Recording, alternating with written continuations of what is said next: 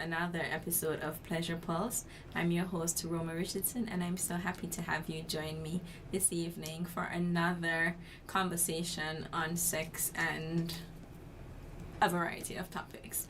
Tonight, I'm actually joined by my guest, whom I'm sure you're seeing, and we are going to be talking about sex and parenting. Very interesting topic. I'm always thinking about what I can connect to sex and pleasure, and Dawood and I, my guest, had a conversation last week about something entirely different, but I was so focused on having him join as a guest that I reverse engineered a topic to suit it. Yeah. I set up my own. You did, yes. And I'm really grateful that you did that, because I feel like it's always so useful and important to pull people out of the spaces that they're usually in to see, well, you did it to me too, but just to learn more about somebody else, learn about a different angle to them, a different perspective that you hadn't thought about.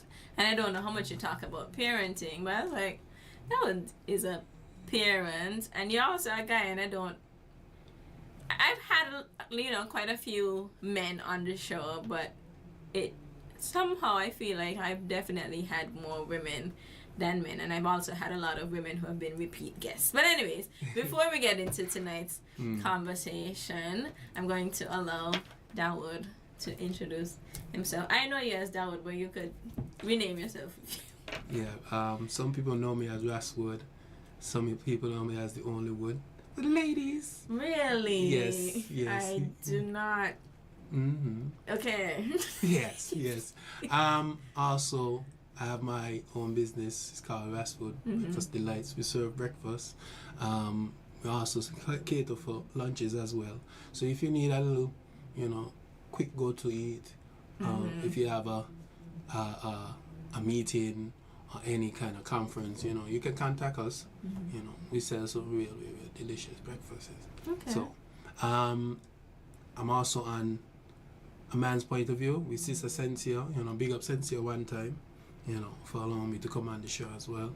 And I also in my own show as called Reasoning. You were there last week, and last week was good. As you say, you spoke about perspectives, and I really learned about both of the, you as a guest and as I learn about how you think and how you want to proceed in life in terms of building the community and making sure that people have the opportunity, to venture into whatever they want to do. It wasn't anything, political or anything like that. So I'm glad I'm now on your show, to bring my own perspective, especially when it comes to parenting and sex, because a lot of people would think that, the way how I operate is how I actually apply myself when it comes to my child. And they're going to learn it's totally that way. Okay. All right. Thank you so much for that introduction. Thank you.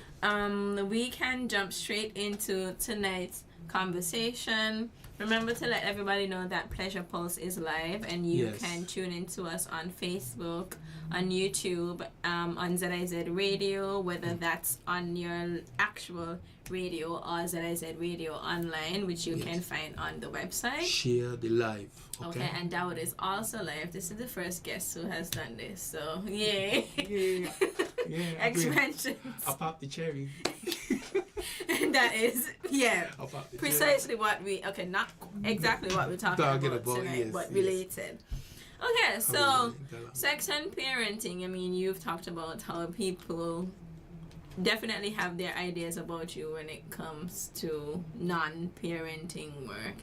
And I think, I was just like, I've known you, since childhood, and I've also been around your parents, you and, your dad and I, our family was really good and so on. And I was also in my head like, somebody who was parented by my dad must have a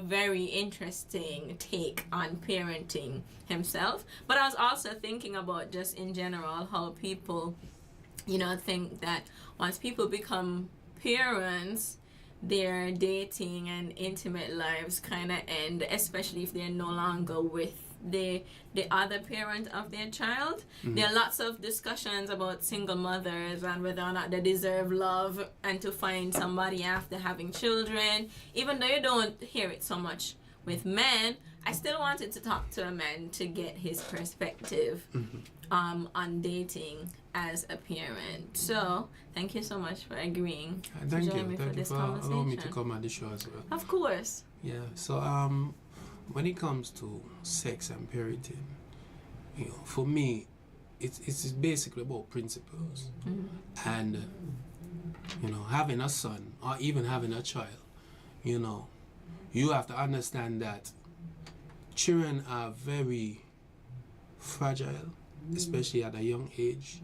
So when it comes to building a connection with somebody, you as the parent have to understand that, if you're go in a relationship with somebody, you have to make sure that one, the possible is fit to be around children. Also, you have to see how serious you are with this person, how in terms of, you have to think ahead of what if the possibility of you both of you have a child now. Would that person change, would their attitude change, would their mindset change? And usually the case that's to happen, because from how I observe things, it's like when the relationship was good, it was in a steady flow. Now you add a additional life. Now you have to kind of like adjust to that. And sometimes some people feel like when child come, relationship done. Relationship cannot have the same type of influence or input as it was before.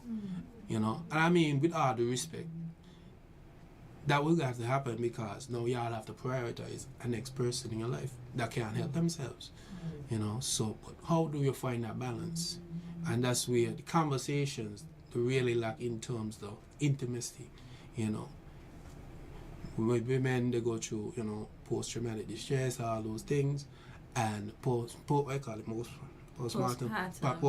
stress. We don't really have a conversation about those things. You mean like as a couple or as a society? Both. We don't have those type of conversations because we look at it as, she just stressed, she just miserable, That's just how we, in our culture, we look at it as, she just smashing gas, she got to deal with a child. But all those things play in her mind, looking at her appearance, looking how she used to look a couple of years ago to now, and trying her best to try, maintain or regain that same level of physique, and it's not happening.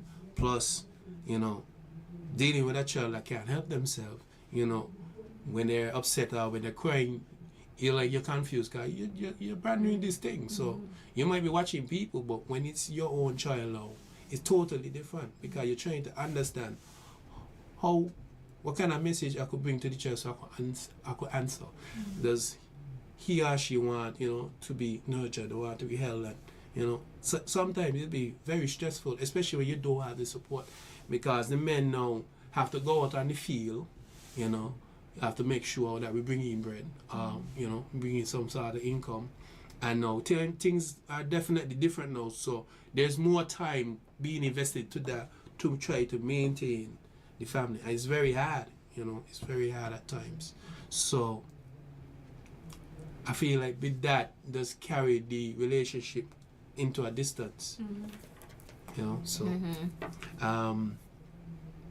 when you have that now, it's like when your mind being distant, you have to fill it with something, right? Now you might see a young guy, a young lady, they might catch your eye, all of whatever your preference is. You might meet this person and occupying your time because you lack that level of intimacy, because the relationship is just focusing on the child. You understand? And then now you bite the apple, you take the nib, and then it's like you get a different feeling compared to relationship, because all you're going back home is to, a mother who's stressed out, a father who's not there all the time because he's so occupied with work, but he can't take time off of work because if he does that, you know, he's gonna lose money. So now it's very hard to balance that out without having that conversation. You know, babes, you know, I see you working down in, let's say, Rams. You're working for 8 hours. Now you gotta try, you know, you gotta really cut back on the time and, you know, a lot of the things that you used to do. You might got occupy every time in the child at least 2 days. I take over the next 2, you take over the next 2, and then 1 whole day just for us. You know, them kind of conversations need to be happening but that don't happen because most relationships start out by sex. And that's just not by dating. Not by dating, not by trying to know the person, but by sex. So most times you get somebody pregnant and you don't even know nothing about this person. And then when time really settles in and you get to know the person, you don't like them at all. At all. Like, you generally don't want to be around them. And now you have a being who has complicated things. Yeah.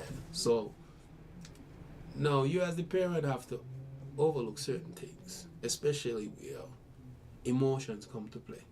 And I feel like when it comes to emotions, especially for men, we don't really get a chance to talk about these things.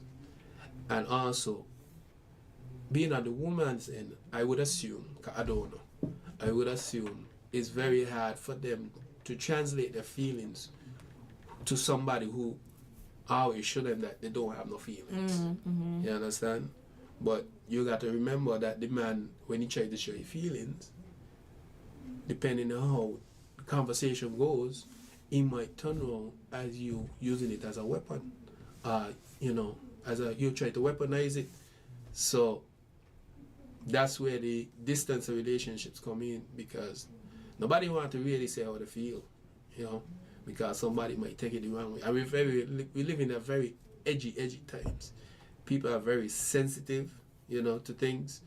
And even though we want peace, you can't live in peace without a little bit of war. That's just the reality. And the war might come into different forms, such as the mother neglecting the child because you're not around in the relationship, or vice versa. But most of the time it's the man. Because man, we get with feelings, eh? Yeah. We really get with feelings. And if a man doesn't check his feelings, he's a very, very dangerous man. Because men, when they don't understand how to be able to control their feelings, most of the action is always impulsive. And if me as a man, you do me something and my emotions kick in and I feel frustrated, just example, whenever you're frustrated, what's the first thing that's come to your mind? Like if something not working and you start to do something, that little tap, and then you start to so imagine you're passing on that energy on a mindset on a human being. No, me as the man, by nature, I'm physically stronger than you. No, do you really want to risk that gamble to get a man who doesn't have his emotions in set to unleash that type of enrage or emotion towards you? You wouldn't want that. But you can't allow that to happen because the man never had the conversation on how to deal with his emotions. It's a lot to digest. Yeah, lots of things there, and I definitely want to reiterate like that last point. You know, I think it's like there are so many connections always, right? And how things can go left or seem to go left out of nowhere or really quickly. But I feel like things like that, like emotion management, controlling your emotions or managing your emotions, is a lifelong learning thing. So it's also like if somebody has that propensity to violence, it's something that it doesn't necessarily developed, you know? So it's also something that the person has to work on, like, has to recognize as an issue and want to work on themselves. But that ain't even the conversation. Yes.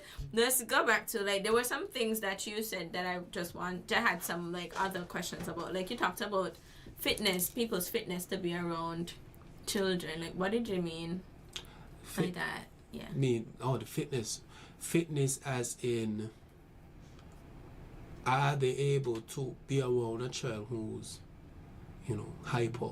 A child who is still developing. Okay. Always are they patient? Are they patient? Most children are impulsive. Are they non-violent? And they're non-violent. Yeah. They might get a little annoying. So now, are you able to handle that kind of pressure or that kind of human around you? Okay. And also, are you able to care for that person even though it's not yours initially? Yeah. And for me, I don't want to ever enforce that to anybody. So let me look in the camera.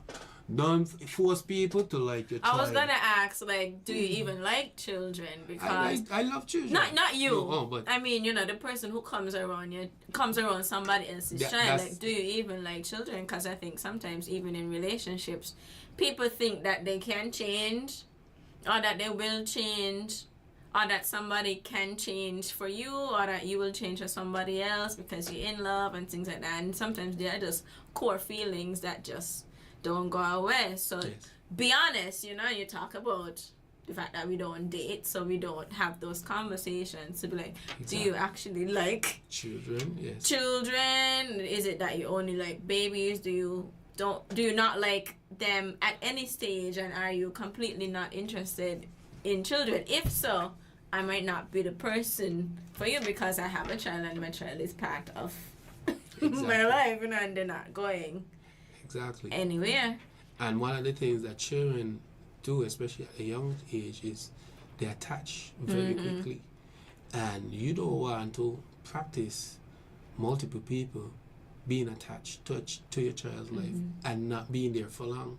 Because when the child looks at that, it's like, okay, my father could never be in a stable relationship. So now, later down in life, how you could teach me about stability? Right. You understand? So those are the things that they really have to reflect on, especially as a parent, because those things are life. They could change a child, in the long term. Because when I look at that, especially I'm so thankful I never went through that. My parents were married and all those things. So I never experienced that, but looking from the outside, it's extremely difficult for you to just grow up in life knowing that, you never had a father figure, you never had a positive female figure, of any sort when it comes to both mother and father being present in the child's life. So it's very difficult for any child to try process life, because they do need that aspect there. So if they have, just their mother, single mother, they need the father aspect. So if the mother is not in a person who can hold a stable relationship, later down the line, they might fall into the same trap. Oh, my mother was unstable, so I don't need to be the same because she's doing good. Even though in her mind, she doesn't like that. She doesn't like that, and that's why she's keeping up this facade to compensate the fact that she's lonely. She cannot find the right partner for whatever reason, And I could understand, because it's very difficult to understand people, or even to build a connection with people, because it's like everybody has some kind of ulterior motive. Ain't everybody the same, but when you look at certain things, especially as a man, it's very difficult for us to decipher if you're really genuine or not, because if you're looking at the person as the person, sometimes it's just a shell of another person, and it's very difficult to pick out when everybody look the same. You can try to say it's like the same attitude, the same, appeal, or whatever the likes like, and you got to really take time and sit down okay, I'm going to observe you. So when you talk about children now, you could ask them the question, but sometimes you got to put them in a scenario to see how they really react. You know, are they going to shout after children? Are they going to ignore the children? Or are they going to be very complacent with the children? If the children have some needs, they take the time, or whatever the case may be, you know, they don't make it a form of urgency because children can help themselves. So when you look at all of that, then you could tell yourself, man, she could never be around my child, or even breathe out of any words to my child. I mean, that's just how it is, you know, and that's something I always practice, you know. If, as they say, well, he got a load of women. If I had 50 women, maybe 2 out of them ever had a conversation with my child. That's a good segue to this question, because I want to know how you decide when it's time to introduce your child to a new partner. I would say I think it all depends on you and how visible this person is to your child, because if you're just being around this person all the time and the child noticing like, okay, this one woman keep coming by my daddy, but he never introduced me to us yet. Now you as the man have to decide, well, okay, the next step is I'm gonna give the introduction so he can know that this is daddy's significant other, you know. And regardless, whatever relationship the person's in, you got to be very respectful and allow the child to place their own level of respect to the person and vice versa. That's why I believe, like, from time you get the introduction, it all depends on the two of you. So if you want to come to my house every day and you just want to tell him good afternoon, that's okay. Because somewhere along the line, something gonna happen to our conversation, and that's when I'm gonna know if you're really in sync or have a connection aside from me being your boyfriend. You know, so those are the things you got to really look at. You know, don't force things on people. Like, you ain't got to get somebody to mind your child, or you, like, you know, they say you deal with the cow, you got the cow, you gotta feed the calf. For me, it doesn't apply like that. However, after a certain period of time, then I will know, well, if you ain't doing it off your own whim, then obviously you ain't care to what happened to my child, and that's a big no-no. So I got to step back, you understand? Because if anything happened to me, that's my next of kin. You can leave anytime here. But if I disregard my child long enough to please you, then I'm no better than then I might as well not be a parent. Because I need to know this person really make up their mind to decide that they want to allow themselves into my child's life as they did with me. You know? So those are the things you got to really look at, especially as a single parent, because the next thing too, you can't bring no farm attention to the mother of my child, and vice versa. So if anybody begin them kind of confusion, me just walk out. Me I just cut all ties together, because I don't want to be the reason for it. That's between all you, but don't make it about me. Let me take with myself from the two of you.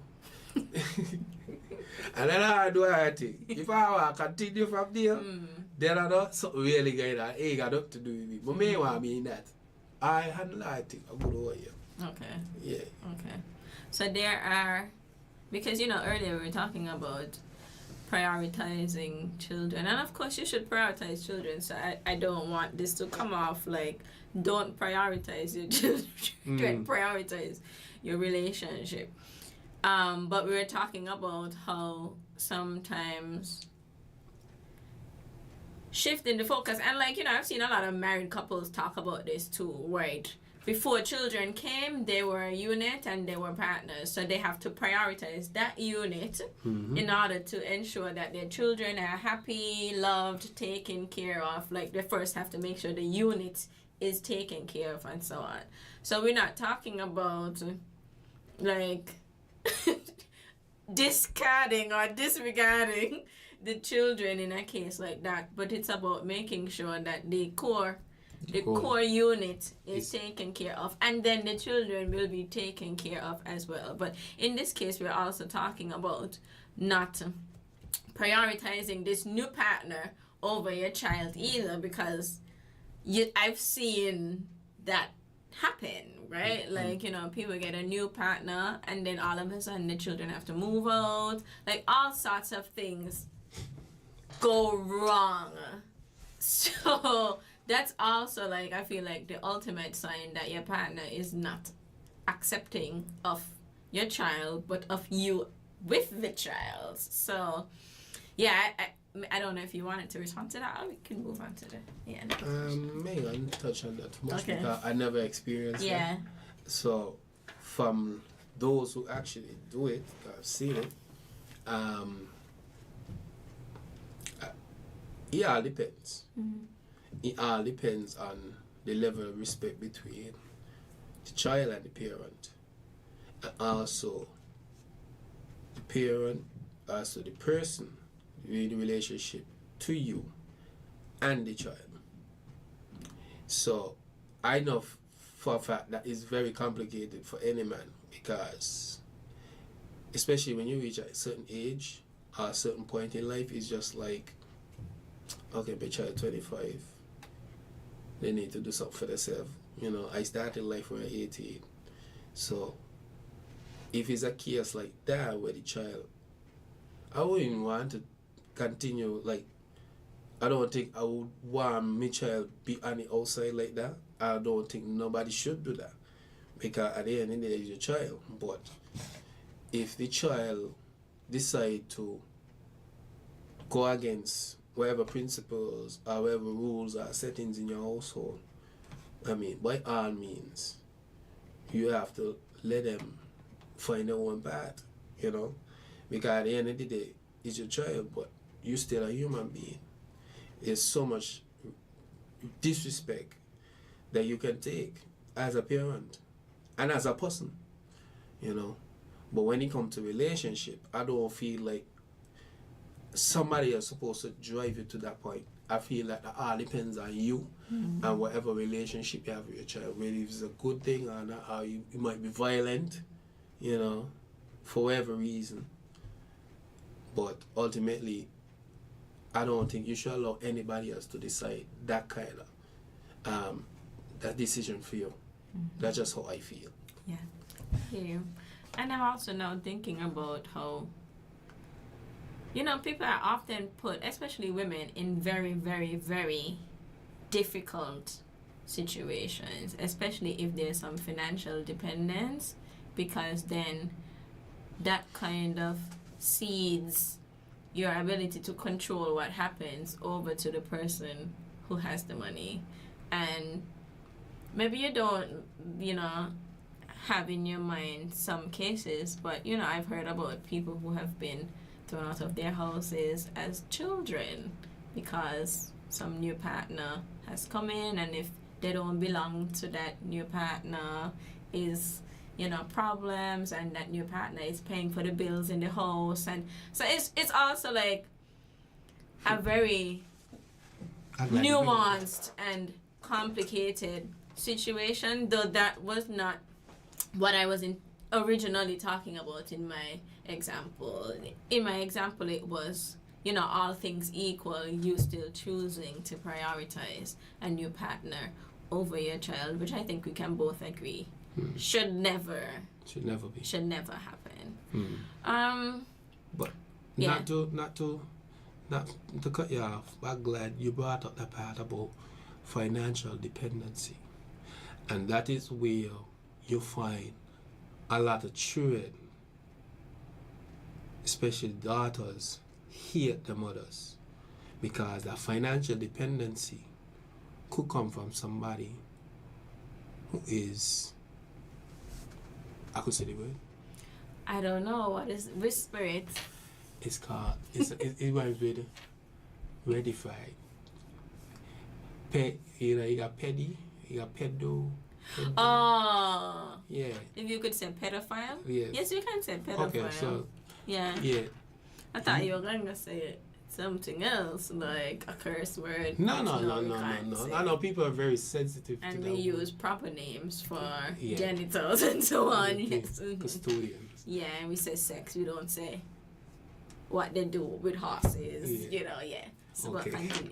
But you know, you breed those kind of people too around your children. Yeah, and when you said fitness to be around children, that is immediately what came to mind. You know, ensuring that you're the person that you are bringing around doesn't have eyes for more than you in the house. Exactly. Yeah.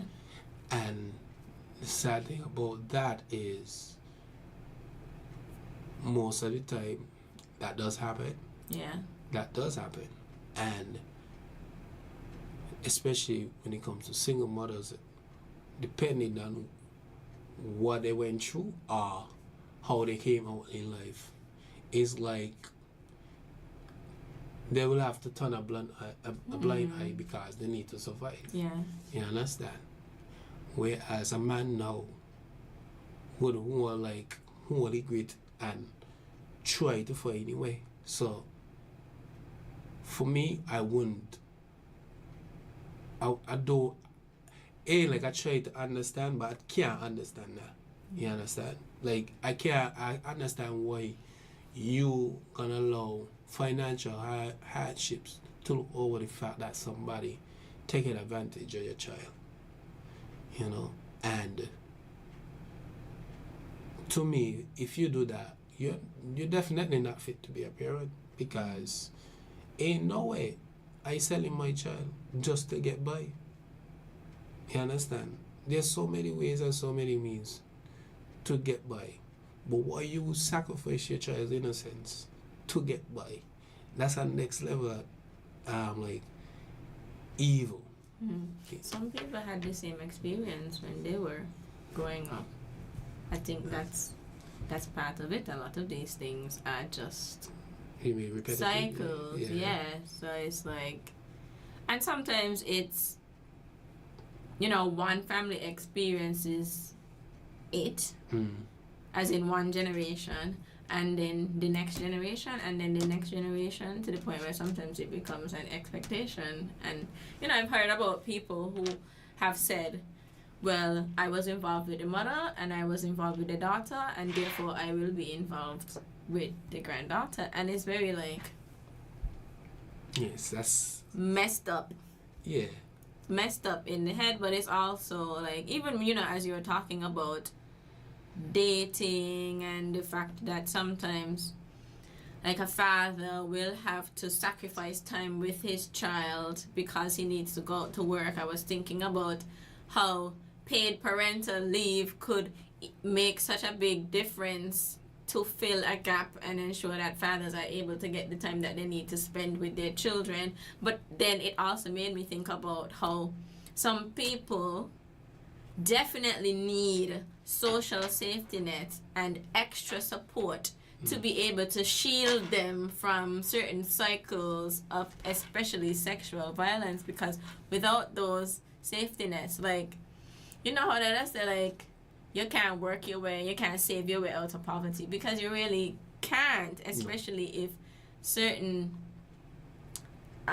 experiences are ingrained in families. You need interventions, and you need something to intentionally break that cycle. So anyways, these conversations usually go like this. We start here, we end up there. And that's also why I like talking about sex, because sex is connected to so many different so many different things. Yeah.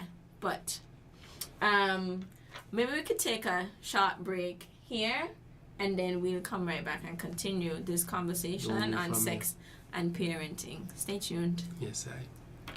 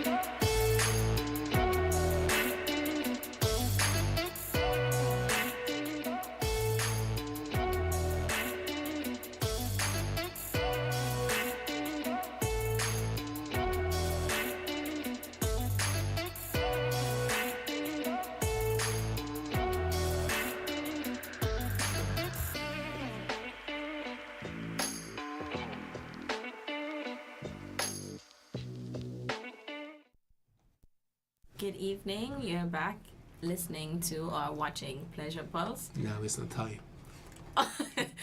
Yeah, we're back. That was actually on the longer side. Usually it's spin around in my chair and then we and then we went back. Wow. So we are talking about sex and parenting, and we,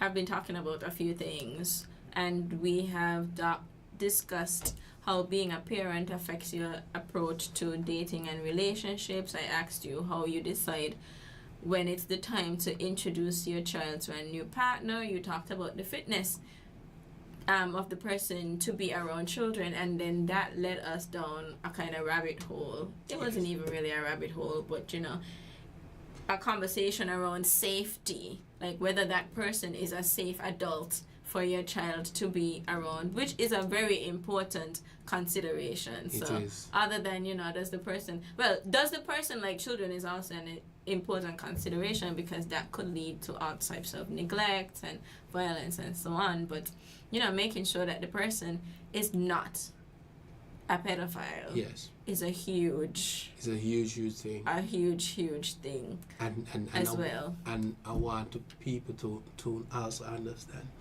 that pedophilia does not rely on just men. There are women who are predators. Mm-hmm. You understand? There are women that are predators. Agreed. And they take advantage of young men, young innocent men. And then they wonder why a young man can't settle down, or he can't value the woman the way how he used to. He can't value his mother the way how he used to. Because mothers take advantage of their sons too. Mm-hmm. You understand? The same way we fathers take advantage of their daughters. Mm-hmm. We need to outline those things. Yeah. And there's people like to tiptoe. As a matter of fact, somebody on the live here on the TikTok said it's traditional, when it comes to that.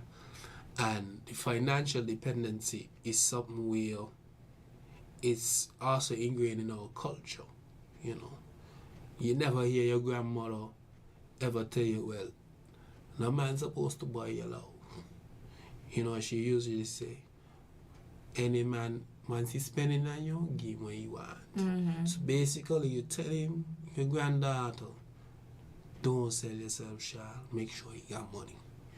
But guess what? But that you can't tell yourself still. Yeah. Exactly. Don't be bought for money. Mm-hmm. Be bought for value. Because value is what you determine is value. You understand? Mm-hmm. So when you put money in front of value, now people already see that this amount of money is what you value yourself as. You understand? And you got to be very, very careful about that. Because you can't ask somebody to look at you the same way when they know you're easily bought. Mm-hmm. You're easily, to be transactional, especially when it comes to parents. You can't allow somebody could just come and say, I'll take care of all of this. All I need to give me is you and whatever else or whoever else in the household. And you have to play a part in that. And it shouldn't be like that. I believe if those kind of things happen and children report these things, the parents should be prosecuted. You understand? Because that cycle there won't ever stop, because the the child lives with the parent.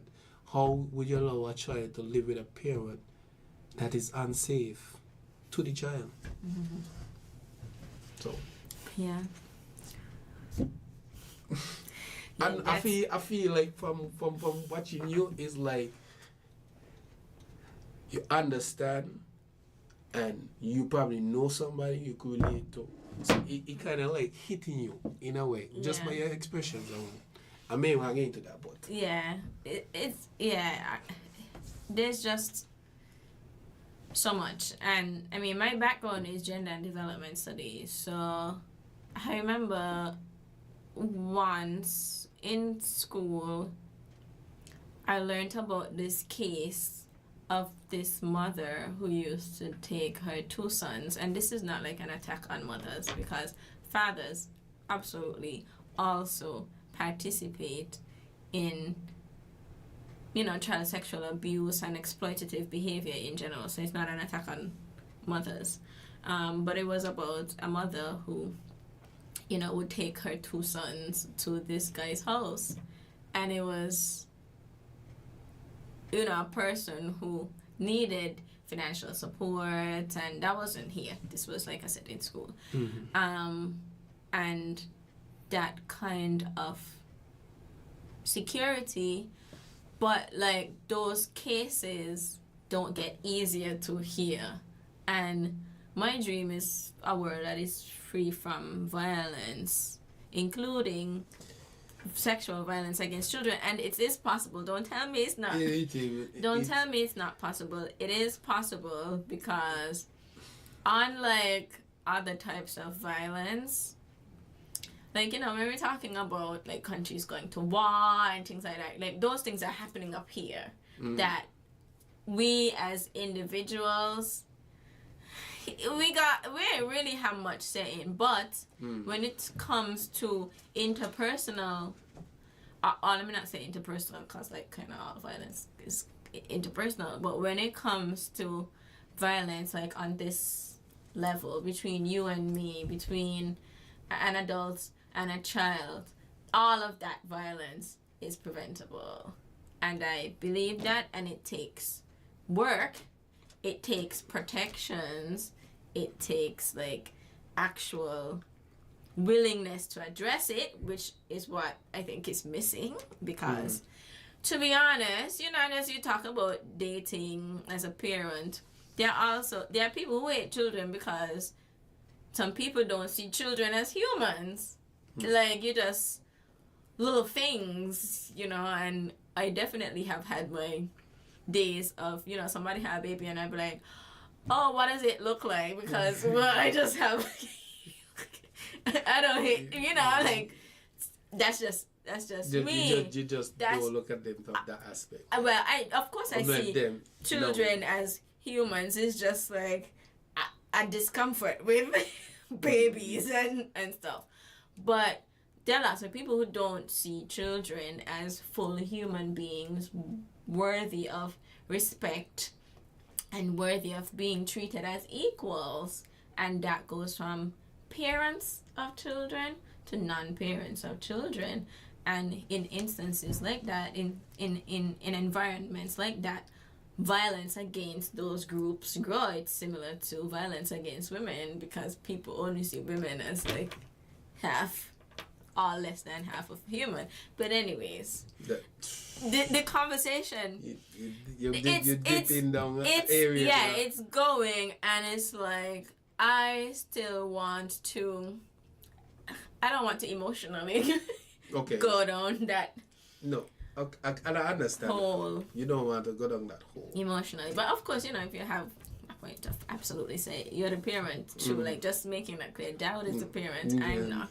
That's why I'm asking him the question. I mean, that part where you touch on when it comes to women, right? And as a parent, certain things we just can't control, especially someone's behavior and whatnot. But it's more delicate for a woman because, appearance is everything when it comes to the women. Based on society, appearance is the first thing. Yeah. Right? Now, if you are deemed or seen befit as a mother, then how would you want your child look there as? But what I mean by that is, you have a 15-year-old son or a 14-year-old son. He just started puberty. And then he looked at women who are very revealing, very exposed, and he sees that in the younger set now. It's like if he, as a young man, watching a young lady carry himself like that, and you see an older woman behaving the same way, carrying himself like that. Now, how can he value somebody like that when everybody look the same? If you catch what I'm saying. So you gotta be very careful, especially when you put yourself out there as a mother, because we live in a very harsh society. If your mother accustomed to just a kind of way, you go to school one day, boy, see your mother and a thing there, and boy, that thing there, do. The child gonna feel some kind of way. You understand? Because he ain't want nobody talk to your mother or your mother like that. You know? And you don't want nobody to talk about your woman like that. So if you're gonna carry that kind of behavior there and expect the child to respect you the same way, now it's either two things. It's either you're gonna brainwash him,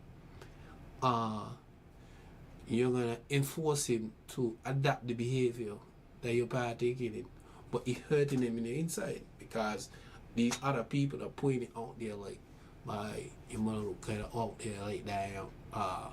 She just in that kind of way like I could see everything, you know.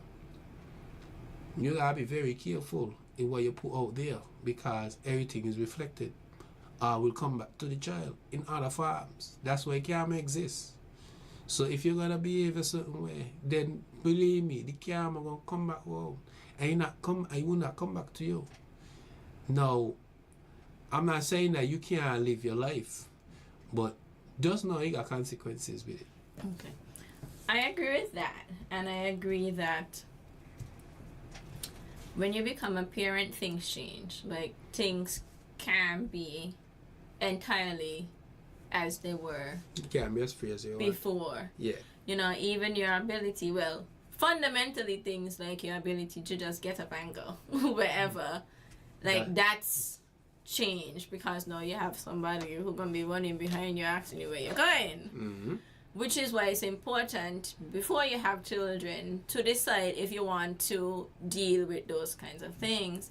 But I also believe that fundamentally it's about what you teach your child. Like what you show your child is important, but I don't necessarily subscribe to the idea that like what you wear determines who you are or determines the amount of respect and so on that you should get, because I mean, first of all, we don't usually use it to work the same way for men.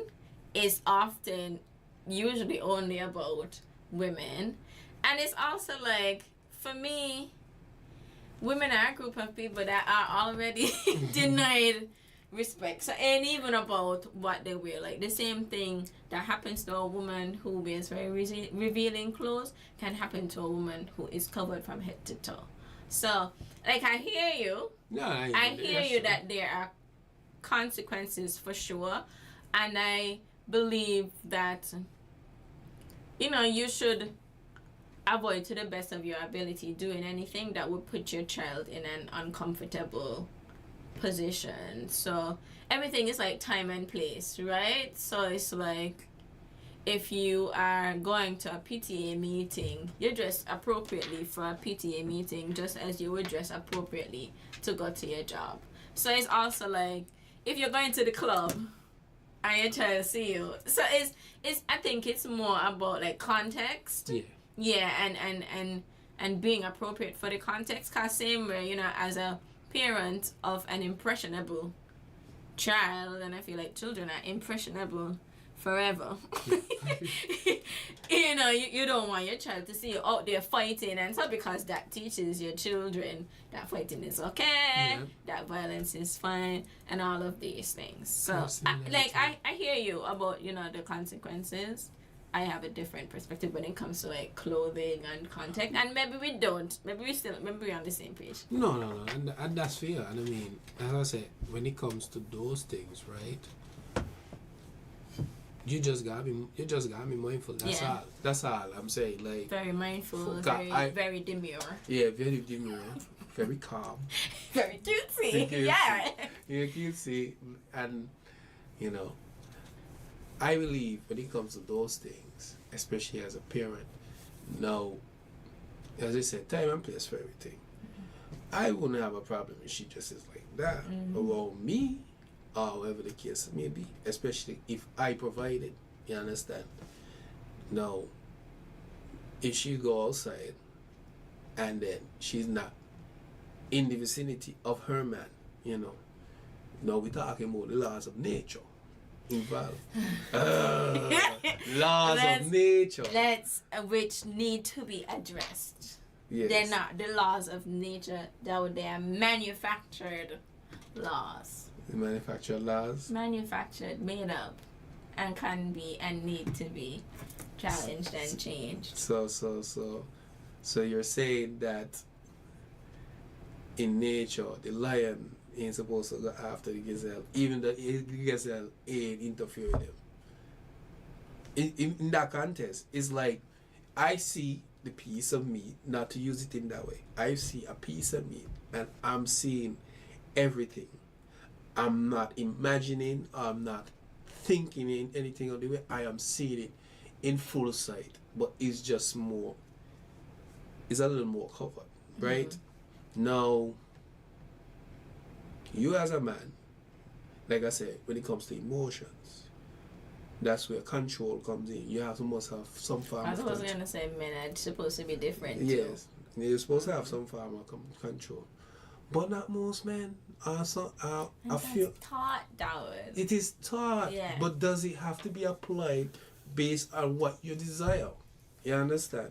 And this is where good and evil will always come back, because whatever you desire, how much you're willing to take that risk.